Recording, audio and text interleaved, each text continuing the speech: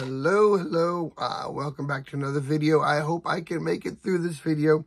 As you can tell, these are not my normal mellifluous tones for which you have been anticipating so earnestly. Oh, I apologize, but I've been waiting to put this video off, trying to get better, and this is actually better. So we're gonna try to get through it. Try to make it a little bit shorter because nobody will want to listen to this. I'm sorry. And, yeah, so my daughter was sick last week, then I got it, and it hasn't left me yet. So, but anyways, this is what I do. We got a bunch of stuff to talk about. Sold some books, sold some not books. I'll tell you all about them. A couple other things to talk about at the end, and we'll get to it. So we'll try to get this thing over with. And, yeah, but this is what I do. I sell things on eBay. I come here, I tell you what I sold. And so today, we've got some really good sales to talk about today. But I don't do yard sale videos, and I don't do garage sale videos. I don't do GoPros, you know, at the Goodwill bins, or looking at my hands like dogs who lost their coats and are yawning from hunger, or pheasants who went scratching about in subdued fashion, mourning for the brilliant gold and silver feathers gone forever. No. We would never do that. So we're just going to talk about what actually did sell. And I'm going to get my little list right here. Oh, sorry about that. And we'll talk about it. So we have a total of 18 sales. And this is last November. So November 1st through the 10th. I didn't want to do much more than that, or else the video would go pretty long. We're going to try and keep it a little shorter today. And so we'll get to it. So I'm going to go through the least expensive to the most expensive sales. And we'll talk about a little bit. Some of them I'll talk about if there's anything I'll think about to say at the time. And hopefully I don't get into some massive coughing fit. If so, I do have some water. Oh, look at these things. Isn't that cute? Got that at the Goodwill bins. As most of the things in this house these days. Got them at the Goodwill bins. Okay, I'm going to try to make it through this video. So, let's just get right into it. Here's my first sale for this time period. We had the Complete Ninja Foodie Digital Air Fryer Oven Cookbook, 1,000 recipes, sold for $6. Real quick, I always mention every video, but I know we get new people all the time. So, the majority of my books I purchase at the Goodwill bins in Houston, and their books are 2 for $1. So most of my books I pay 50 cents for. They used to be 3 for $1. So if it's an older, something that's been sitting on my shelf for more than a year, so it probably was 33 cents. There are also a few other thrift stores in the area that I'll get things for, and their prices vary, but it's never more than $1. For my purchases. If it is, I'll let you know. And I don't list anything for less than $10. So if I do have a sale like this first one for $6, it was something that probably sat for a while, and somebody obviously sent me an offer. I may have sent out an offer at $9 and they counted at $6, and I was like, what the heck? Moving on. But to get back to the first sale, cookbooks for products are good sellers. So this is for the Ninja Foodie Digital Air Fryer. So you get cookbooks for air fryers or bread machines or NutriBullets or different things like that. Often those will sell pretty well. The next one is an interesting one. This is the 1973 paperback 14th printing of Our Bodies, Ourselves, a book by and for women. So obviously a very topical concept. And, you know, this is one that, a seminal work that I'm sure there's a lot of interest in for that book. My next one was my first not a book. I need to list more of these. So I sold a Czechoslovakian stamp. So I sold this for $9. And a while back, I don't go to a lot of estate sales, but I did get this at an estate sale, and it was a stamp album full, I'm talking thousands of Czechoslovakian stamps. And I went through and I picked out the ones that I thought looked special and looked up a lot of them. I've been selling some for $50, $60, $70 a piece. And now I'm kind of into the lower sales too. This was $9. And this was for 4 stamps. It was a group of 4 that went together. And so I need to go through that book and start lotting some more up, or maybe just let the rest of it go on auction or something. But it was a really good pickup. It's been really fun to research those. The next one, we have the Holy Bible, Jerusalem, olive wood, King James Version, red letter, hand carved, 1958.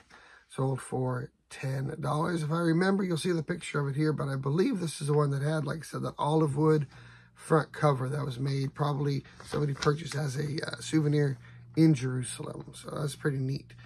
Bibles do sell anything. Making a Bible unique adds value to it, but Bibles are good sellers. Next, we have Aquatic Systems Engineering, devices and how they function. And that sold for $10. And then following up on that, we have Black Art, Ancestral Legacy, The African Impulse and African American. And then I don't have the rest of the title written here. You can see it on the picture there. But that sold for $12.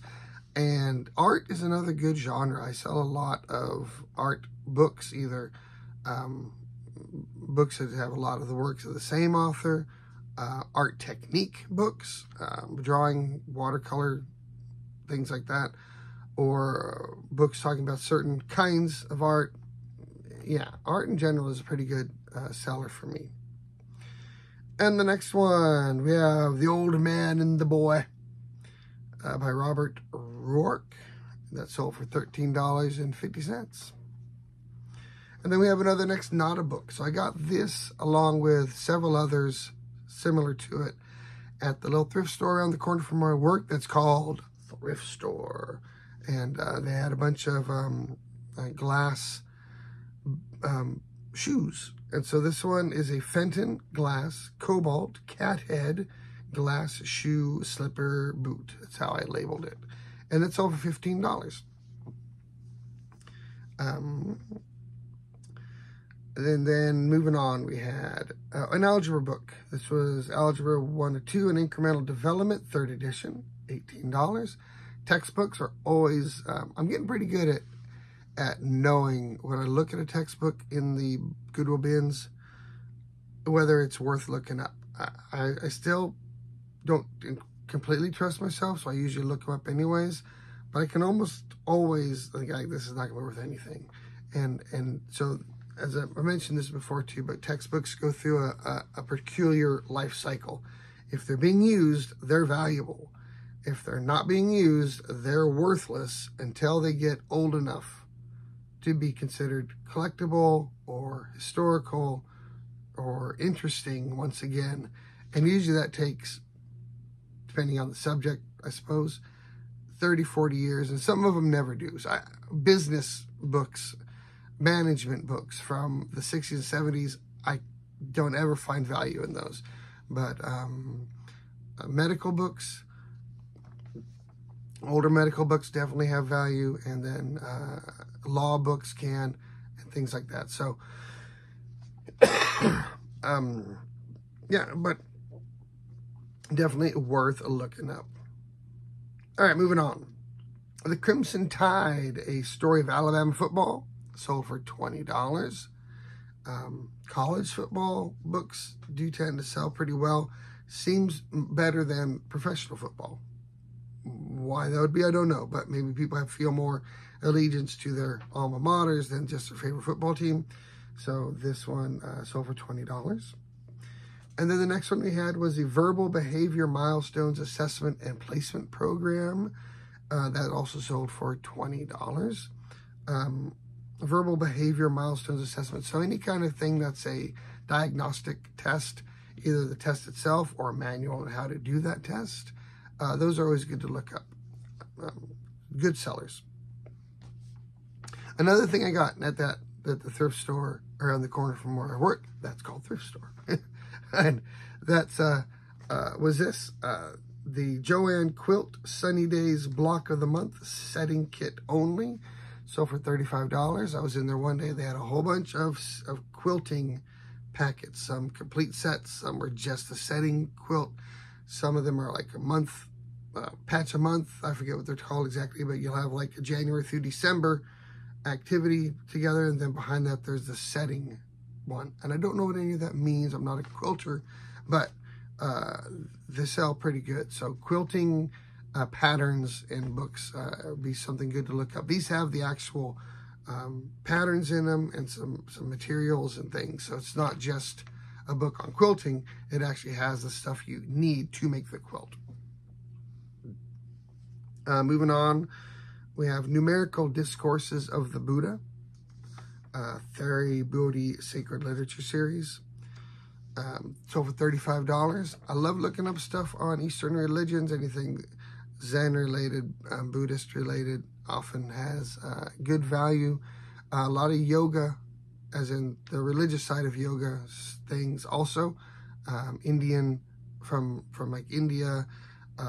I've sold lots of books on different people, you know, from that aesthetic as well. So something to look into as well. So it's not, when I say religion, it's not just Christianity, but all world religions definitely have value. The next one, Autodesk Revit 2022 Fundamentals for Landscape Design Accent, or it says Ascent, I think. $40.50. I had like 4 of these at one time. I had them up for like $100 each. I was really hoping they'd sell. And when one finally did, I was like, okay, let's get these others moving. And they still haven't. I don't even know if I might have even removed those off the shelf. They're probably over there somewhere, but yeah, it was a cheap pickup. So selling one of them for $40, I got them each for probably less than 50 cents each. This collection of DVDs, I got it at that same thrift store. This is like a totally good time for that thrift store near my work. I picked this up there as well for a couple dollars. The Sherlock Holmes collection on DVD, a 12-disc set, sold for $45. I picked it up there for $3, I believe. Those glass shoes, I believe, were $2 each, and I got like 4 of them. And then the quilting stuff was 2 big stacks of stuff for $5 each. I spent $10 total on a lot of quilting stuff. So that was just one part of that sold today. All right, another textbook, Microeconomic Theory, sold for $65. And then, oh, this is fun. This is at the Goodwill bins. A poster. It was rolled up. It wasn't in a tube, but it was in good shape. And I unrolled it, and there were 3 or 4 posters in there. One of them in particular caught my eye, and it was a Phantom of the Opera. Robert Heindel print, Phantom of the Opera from 1986. I'm here. And that sold for $67.50. And yeah, so when I ship that off, when you have your bubble wrap, I save these inner cores for the bubble wrap, and I put 2 of those together with a piece of stiff cardboard in there, and then the poster, and taped it up really well, and taped the ends really well. And that's how I shipped it. It went to England like that. So it went over perfectly. But I always save those tubes for things like that. That they're good, sturdy things to ship things. And you can connect a couple of them to ship posters in. And that's what I did there. But yeah, I found that at the Goodwill bins. You know, I was lucky that it hadn't been damaged with all the stuff that happens at the Goodwill bins. And so don't be scared away from posters. You never know if one is a unique or rare or anything.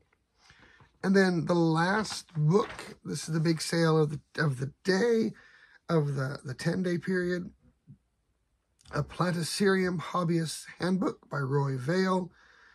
5th printing, sold for $100. So that's, I saw that and it was unique, and I thought someone who really is into that might really want this book.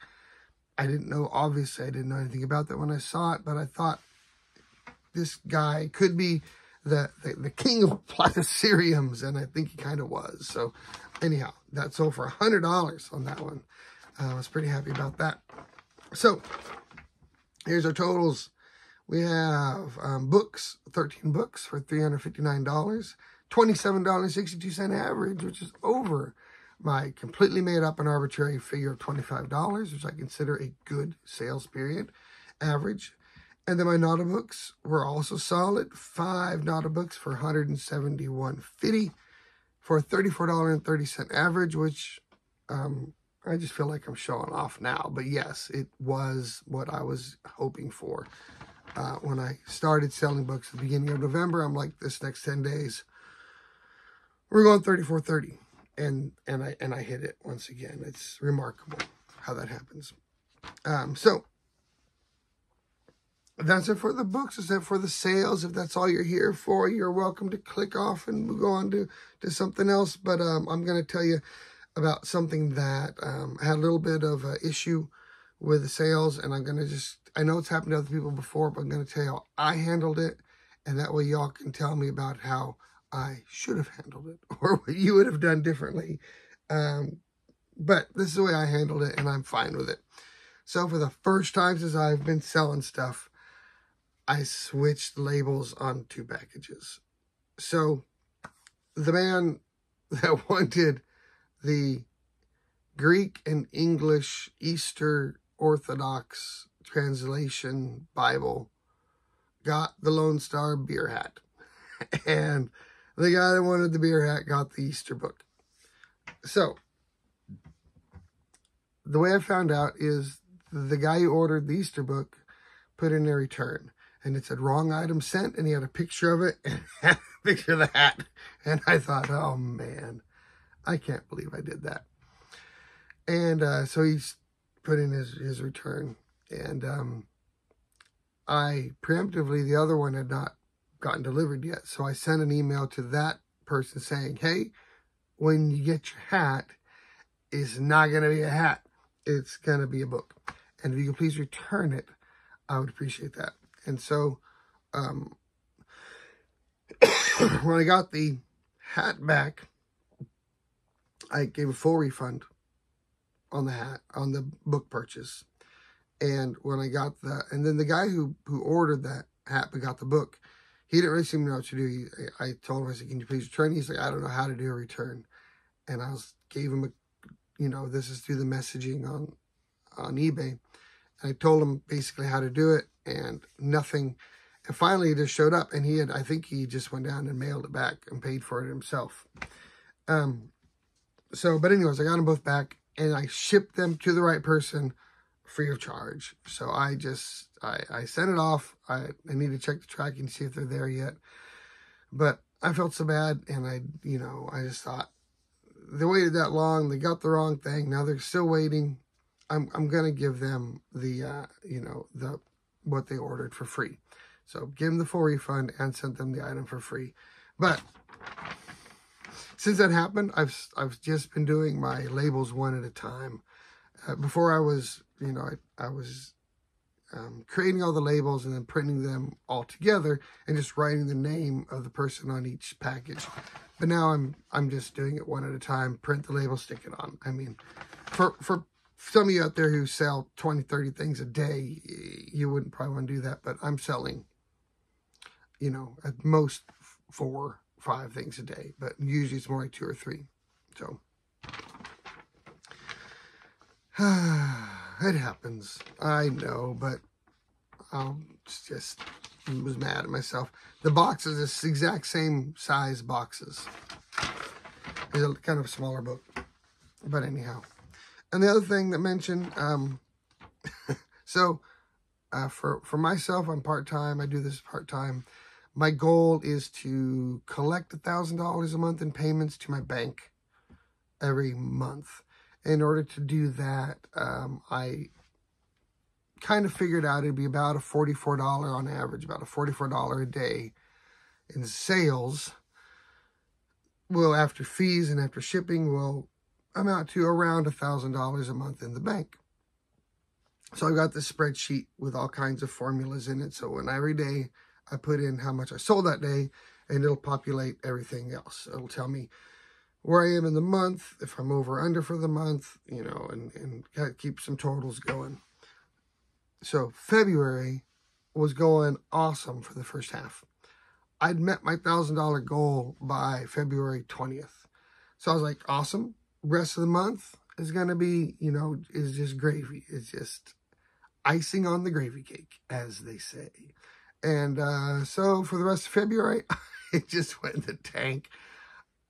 I mean, I had 0 sales days. I had sale days when I sold one $7 Q-Link card. It was bad, and it was bad for about 10 to 12 days. I had stopped promoting items quite a while back, quite some time ago. I'm not going to promote anymore. And I thought, well, I'm going to do something now to try to kickstart sales. So I went through and I promoted everything that was eligible. So it was like 300-400 items at once. I promoted it, 2.1%. Sales have picked up, but they didn't pick up right away. And, you know, it's going okay here in March. It's not awesome, but it's picking up. I've gotten a few bigger sales, which have helped things out. But as far as volume, you know, it's not great. So my 90-day total is a lot, is gone down a lot. It was over 9,000 for a while. Now it's under 8,000 for my 90-day total. And I think I'm at like 230 sales on my 90-day total. So I don't know if promoting things helped or not. Now that I'm listing again, you know, I'm not promoting them. And I just don't think it really helps that much on books. Unless you're doing a lot of fiction, which I'm not. Most of the books I sell, there aren't 100 listed on eBay. They're more unusual. And so there aren't that many listed. So it doesn't really matter if you're the first one or the 5th one. I don't think it does. But I don't know if that's all that promoted listings does to help. So I really don't know. Anyhow, that's going to be it for today. Tell me what you think. Did I handle the mix-up correctly? If you're a bookseller, do you promote for selling books? And you know what? I hope you sell the heck out of a bunch of stuff. I hope my voice is better on the next one. Thanks for sticking around and listening to this gravelly rot. And hope to see you sooner rather than later. Adios.